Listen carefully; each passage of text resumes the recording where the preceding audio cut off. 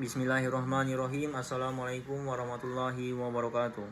Wassalatu wassalamu ala asrofil anbiya'i wal mursalin wa ala alihi washabihi rasulillahi ajmain, amma ba'du. Puji dan syukur kita atas kehadirat Allah subhanahu wa ta'ala, yang mana atas berkat karunia-Nya lah sehingga kita selalu dalam keadaan sehat. Dan marilah kita selalu meningkatkan iman kita kepada Allah.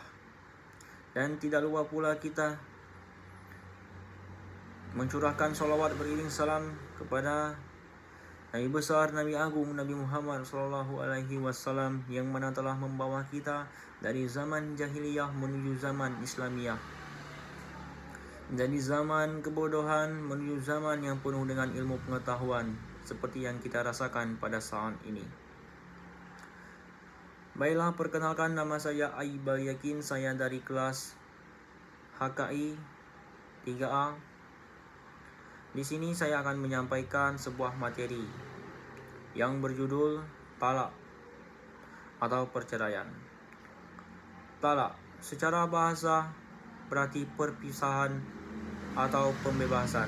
Dikatakan aku membebaskan tawanan, dan jika kamu membebaskannya dan aku melepaskan unta dari ikatannya, berarti kamu membiarkan merdeka. Talak secara syar'i memiliki arti yaitu putusnya, lepasnya ikatan antara hubungan suami dan istri. Dalil keberadaan talak: Surah Al-Baqarah ayat 229. Selanjutnya, Surah An-Nisa ayat 130 juga membahas mengenai perceraian. Serta Surah At-Talaq juga menjelaskan mengenai perceraian. Baiklah, untuk selanjutnya saya akan membacakan Surah Al-Baqarah ayat 229 itu sendiri beserta maknanya. A'udzu billahi minasy syaithanir rajim. Bismillahirrahmanirrahim. At-talaqu marratani fa imsakum bima'rufin aw tasri'un bi ihsan. Talak yang dapat dirujuk itu 2 kali. Setelah itu suami dapat menahan dengan baik atau melepaskan dengan baik.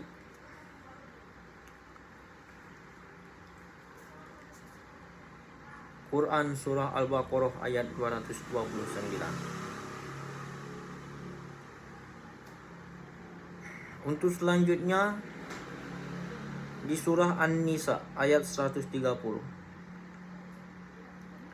Wa iyyatafarraqa yughnillahu kullam min sa'atihi wa kana Allahu wasi'an hakima.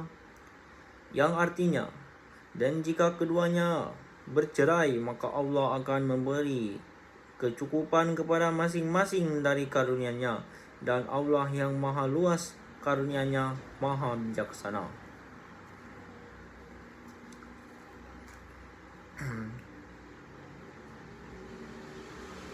Surah At-Talaq ayat ke-1.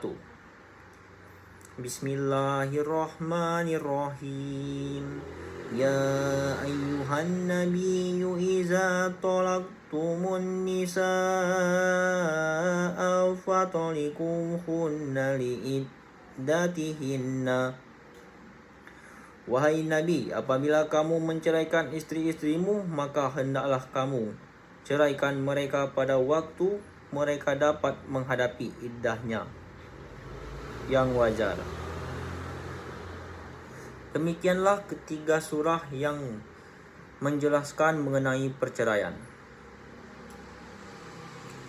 Baiklah, untuk selanjutnya saya akan menyampaikan macam-macam perceraian.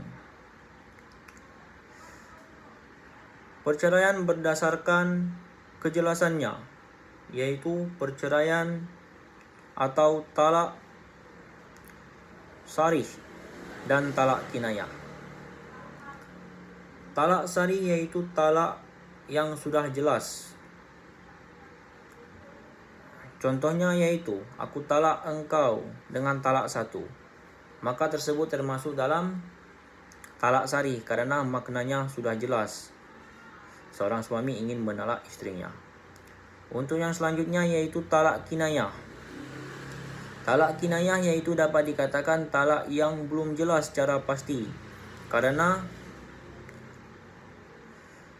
makna dari ucapan talak itu belum merujuk kepada talak itu sendiri karena maknanya masih belum diketahui. Seperti contohnya, pulang saja engkau ke rumah orang tuamu. Itu kan belum jelas karena belum ada kata-kata talak itu sendiri. Dan juga ada contoh lain, yaitu pergilah kemanapun engkau mau. Ini termasuk juga talak kinayah. Untuk selanjutnya talak berdasarkan keadaan istri, yaitu talak sunni dan talak bid'ah. Talak sunni yaitu talak yang dilakukan atau dilaksanakan sesuai dengan petunjuk di dalam Al-Quran dan sesuai dengan sunnah Rasulullah SAW, yaitu talak sunni. Talak sunni itu di mana seorang suami itu menalak istrinya dalam keadaan suci, dalam keadaan tidak haid, dan dia tidak menggaulinya sebelum dia menalaknya. Yang kedua yaitu talak bid'ah. Talak bid'ah yaitu talak yang dilakukan tidak sesuai dengan sunnah dan tidak sesuai dengan petunjuk di dalam Al-Quran. Karena talak ini yaitu di mana suatu keadaan seorang suami itu menalak istrinya dalam keadaan haid dan dalam keadaan tidak suci, dan dia juga menggaulinya. Saya kira hanya itu yang dapat saya sampaikan mengenai materi tentang talak. Saya pikir sudah cukup jelas untuk pengertiannya, untuk macam-macam, dan untuk ayat-ayat Al-Quran yang menyampaikan atau menjelaskan mengenai talak atau perceraian itu. Baiklah, lebih dan kurangnya saya mohon maaf. Apabila ada salah kata saya mohon maaf. Kepada Allah saya mohon ampun. Saya akhiri. Wassalamualaikum warahmatullahi wabarakatuh.